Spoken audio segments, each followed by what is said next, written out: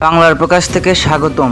সিরাজগঞ্জের গুরুত্বপূর্ণ কড্ডার মোড় এখন আগের তুলনায় অনেকটাই পরিবর্তিত হয়েছে।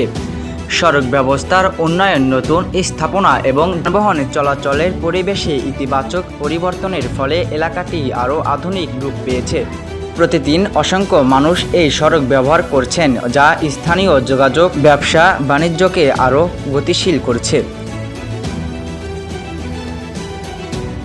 আরও স্থানীয়দের প্রত্যাশা, ভবিষ্যতে আরও উন্নয়নের মাধ্যমে কড্ডার মোড় সিরাজগঞ্জের অন্যতম আধুনিক এলাকায় পরিণত হবে।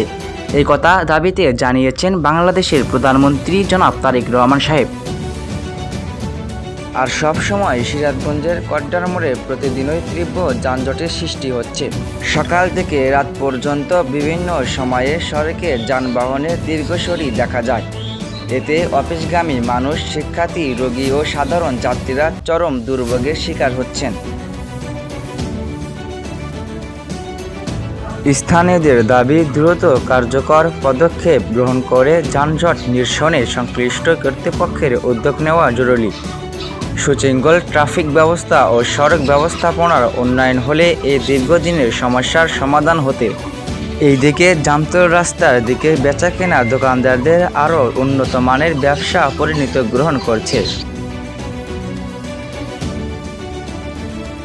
সত্যর পথে মানুষের পাশে, প্রতিটি খবরে নির্ভুলতার অঙ্গীকার। রিফাত ইসলাম, বাংলার প্রকাশ।